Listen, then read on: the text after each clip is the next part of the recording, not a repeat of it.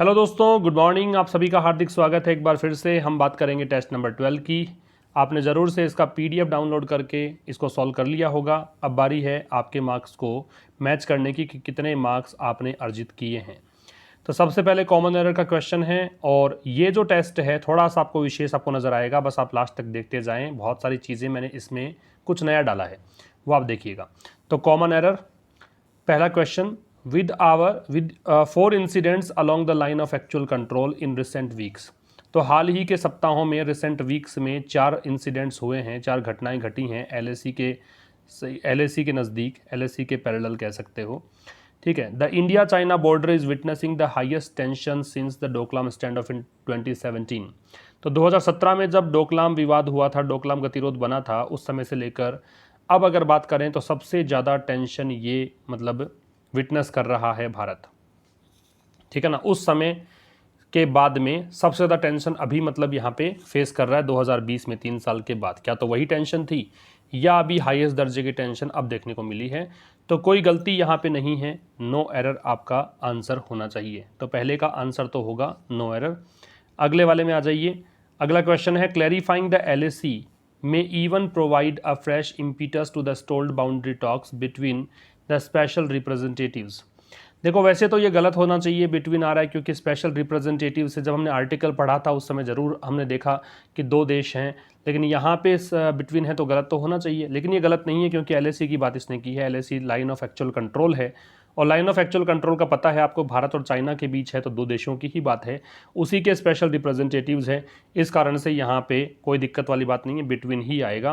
तो कह रहा है कि भाई क्लैरिफाइंग द एलएसी में इवन प्रोवाइड, तो क्लैरिफाई करना, एलएसी को क्लैरिफाइंग करना जो है वो यहाँ तक की प्रोवाइड कर सकता है क्या? अ फ्रेश इम्पीटस, इम्पेटस हमने देखा था एनकरेजमेंट होता है, एक नई प्रेरणा दे सकता है। किसको? स्टोल्ड बाउंड्री टॉक्स को, वो सीमा की बातचीत, वो मतलब सीमा विवाद या सीमा पर चल रही बातचीत जो कि स्टोल्ड, रुकी हुई है। स्टोल्ड का मतलब रुका हुआ होना, हॉल्टेड जो है।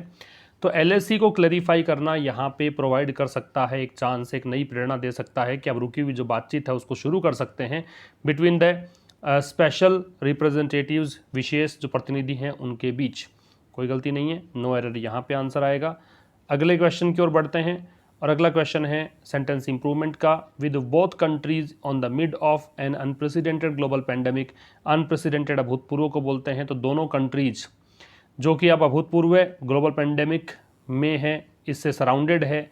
तो देखो एक बात तो याद रखिए कि इन द मिड ऑफ या फिर ऑन द मिड ऑफ तो होगा ही नहीं, इन आएगा, वैसे भी आएगा तो ये गलत तो है ही। तो सेंटेंस इंप्रूवमेंट में आपको सबसे पहले ऊपर वाला स्टेटमेंट पढ़कर ये निर्णय लेना है कि नीचे जो सेंटेंस, जो नो इंप्रूवमेंट वाला ऑप्शन वो कटेगा कि नहीं कटेगा, तो इसको काट सकते हैं हम, गलत है ये। बाकी अगर 3 ऑप्शंस देखते हैं ए, बी और सी, तो इसमें देखिए इन the midst of, on the midst, मैंने कहा कि ऑन तो नहीं आएगा, तो फिर ये 2 बचे।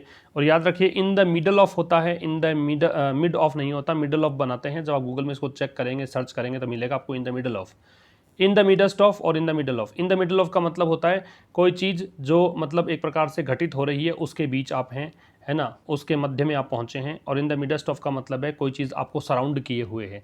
तो यहाँ पे ग्लोबल पेंडेमिक से घिरे हुए हैं, इस कंडीशन के लिए यूज़ करना था। आपका आंसर आएगा इन द मिडस्ट ऑफ। तो दोनों कंट्रीज जो हैं घिरे हुए हैं अभूतपूर्व ग्लोबल पेंडेमिक से। The time to push for a settlement to a distressing protracted dispute is now. तो समय, किस चीज़ का समय? To push for a settlement, कि हम सेटलमेंट के लिए आगे बढ़ें, पुश करें। और सेटलमेंट किस चीज़ का है? वो विवाद जो काफ़ी लंबे समय से चला आ रहा है, ये होता है जो काफ़ी लंबे समय से चला आ रहा हो। और डिस्ट्रैक्टिंग, जो डिस्प्यूट है वो डिस्ट्रैक्टिंग भी है, डिस्ट्रैक्ट करने वाला है, भटकाने वाला है मार्ग से। तो वो समय कौन सा है? अब है, ये इसका ट्रांसलेशन है, ये हमने कर ही लिया था उस आर्टिकल में। तो आंसर आपका होगा ए। आप मार्क करते चलिए अपने आंसर्स को कि आपने कितना सही किया था और यही सोचा था क्या। आगे आ जाइए सिनोनिम्स में। तो यहाँ पे मैंने कहा था कि कुछ नया मिलेगा, ऐसा नहीं है कि कलर ही नया है केवल, यहाँ मैंने कुछ एक्सटेंशन दिए हैं। तो आपको इनका जो सिनोनिम्स, पॉसिबल सिनोनिम्स होंगे वो यहाँ पे मैंने डाल दिए हैं। आपको सीधा सा काम करना है, WPS ऑफिस है वो आपको डाउनलोड करना है, उससे इस PDF को देखोगे जाके तो वहाँ पे जो एक्सटेंशंस मैंने डाले हुए हैं वो सारे नज़र आपको आएंगे। ठीक है ना। वैसे आपको सिंपल तरीके से PDF में नज़र नहीं आएंगे ये ऑप्शंस, वहाँ पे आपको सारे क्लिक करते ही नज़र आ जाएंगे शब्द के ऊपर कि क्या है। तो ट्रिगर का मतलब होता है क्या? उत्प्रेरित करना, तेज कर देना गति को। तो इसका आंसर क्रैंक अप आएगा। चेक, कर्ब और सप्रेस ये तीनों आपस में सिनोनिम है, इनका मतलब रोकना है। सप्रेस का दबाना, चेक का रोकना, कर्ब का नियंत्रित करना, बुरी चीज़ पर रोक लगाना। और देख लेते हैं, देखो ट्रिगर के कौन कौन से सिनोनिम्स हो सकते हैं।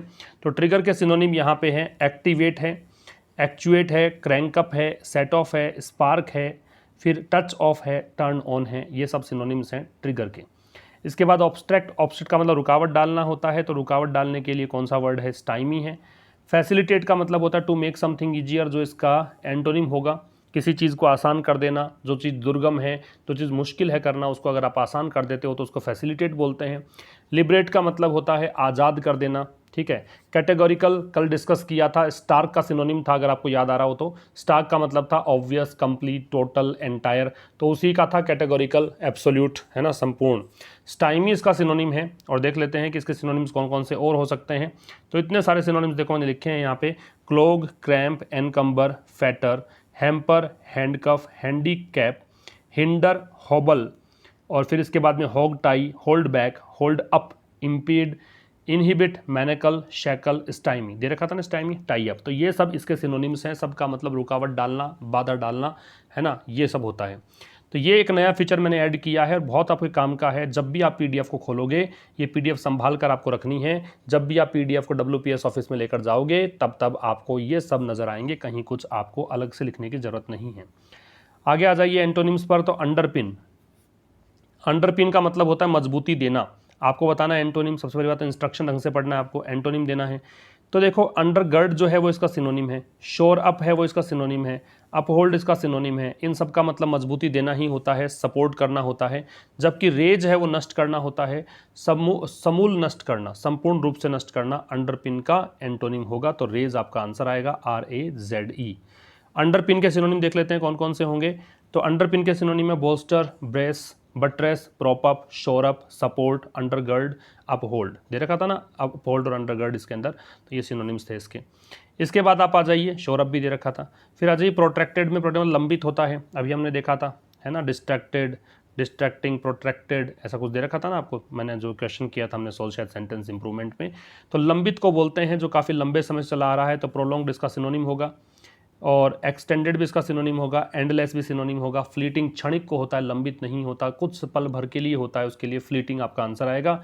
और इसका प्रोट्रैक्टेड के सिनोनिम्स आप देख सकते हैं, लॉन्गिश, ओवरलॉन्ग, प्रोलॉन्ग्ड, आयनियन, एंडलेस, एवरलास्टिंग। तो एंडलेस, एवरलास्टिंग, है ना, ये सब मतलब ये कहना है कि अंतहीन है, काफ़ी लंबे समय से चला आ रहा है, काफ़ी लंबित है, इस सबको बोलते हैं। तो आपका आंसर यहाँ पे होगा C। फिर आ जाइए रॉन्गली स्पेल्ड वर्ड में। तो रॉन्गली स्पेल्ड वर्ड में देखो यूनिलेटरली की स्पेलिंग सही है बिल्कुल, UNI, यूनी। लेटरली, लेटरल शब्द जहाँ जुड़ता है उसका मतलब साइड होता है, ये हमने डिस्कस किया था एडिटोरियल में, ये साइड होता है। बाइलेटरल कर दोगे तो ये हो जाएगा दो पक्षीय, और द्विपक्षीय और मल्टीलेटरल जोड़ दोगे तो इसका मतलब बहुपक्षीय हो जाता है, तो पक्ष का अर्थ देता है लेटरल। यूनिलेटरली एक पक्षीय, और स्टेलमेट का गतिरोध होता है, डेडलॉक होता है। अनप्रेसिडेंटेड का अभूतपूर्व, जो पहले घटित नहीं हुआ है। नेगोशिएशंस की स्पेलिंग गलत है, NEGO, फिर लगेगा TIATION, ये C की जगह पे T लगेगा। ऐसा नहीं हम पढ़ते हैं वैसे, नेगोशिएशन शय की ध्वनि आती है तो ऐसा नहीं है कि C जोड़ देंगे हम, थोड़ा सा ध्यान रखना है, T आएगा, यहाँ पे गलती है 4 नंबर में। और देख लीजिए यहाँ पर भी मैंने डाला है कि भाई यूनिलेटरली के सिनोनिम होंगे independently, individually, separately, single handed, single handedly, singly, solely, unaided, unassisted. तो ये एक पक्षीय है, बिना किसी के सहयोग के है। फिर है स्टेलमेट, स्टेलमेट का deadlock, gridlock, halt, impasse, logjam, stand off, stand still, ये सब सिनोनिम है स्टेलमेट के। काफ़ी बार ये वर्ड आता है। अनप्रेसिडेंटेड जो अभूतपूर्व हो, इसके लिए fresh, new, novel, original, strange, unaccustomed, unfamiliar, जो पहले कभी नहीं हुआ। देखो इन सब का मतलब फ्रेश नया है, ताज़ा है, न्यू का मतलब नया है, नया है मतलब पहले नहीं हुआ, नोवेल का मतलब भी नया है, ओरिजिनल का मतलब भी मूल रूप में है, मतलब पहले कभी नहीं आया ऐसा। स्ट्रेंज का मतलब अजीब है, अजीब तभी होता है जब इसकी आदत नहीं होती है। अनकस्टम्ड, इसकी अभ्यस्त नहीं हुए हैं अगर आप, है ना, तो इसका मतलब नया है। अनफैमिलियर, जाना पहचाना नहीं है, मतलब नया है। तो ये लंबे मतलब जो पहले कभी नहीं हुआ वही नया हो सकता है, इस कारण से ये सब सिनोनिम्स में आएंगे। नेगोशिएशंस का मतलब क्या है, हैगल, बार्गेन, होस्ट ट्रेड, मतलब एक प्रकार सौदेबाजी करना, बातचीत करना, नेगोशिएशन वो होता है। लिखा लिखा होता है ना कई बार एडवर्टीजमेंट में, सैलरी नेगोशिएबल, तो वो क्या है कि आपको बार्गेनिंग करनी सौदेबाजी करनी पड़ती है, उसको बोलते हैं। फिर फिल इन द ब्लैंक्स में आ जाइए। The immediate priority is for both sides to use dash channels and step back. तो सब अभी तत्कालिक जो प्राथमिकता है, वर्तमान की प्राथमिकता है दोनों साइड्स के लिए, वो ये है कि इन चैनल्स का यूज़ करें और वापस क्या लौट जाएं। तो चैनल्स कौन से, तो देखो दो ही स्थितियां बनती हैं, बाकी तो बनेगा नहीं। खैर यहाँ पे दो विकल्प सेम हो चुके हैं, सॉरी फॉर दैट, ये तो काट दीजिए, है ना, ये तीन विकल्प जैसे हैं। तो एग्जिस्टेड तो होगा नहीं, क्योंकि एग्जिस्ट तो वैसे भी नहीं होगा। दो ही ऑप्शन इसलिए क्योंकि ये नाउन है, और नाउन से पहले जब आप वर्ब लगाते हो तो दो फॉर्म्स में आती है वर्ब, या तो V0 + ING फॉर्म में आती है या थर्ड फॉर्म के रूप में आती है। तो एग्जिस्टिंग एग्जिस्टेड दो ऑप्शन बचते हैं, प्रेजेंट पार्टिसिपल पास्ट पार्टिसिपल। अगर एग्जिस्टेड जोड़ देता हूं तो इसका मतलब जो अस्तित्व में थे, एग्जिस्टिंग का मतलब अभी भी अस्तित्व में है, कंटिन्यूअस है।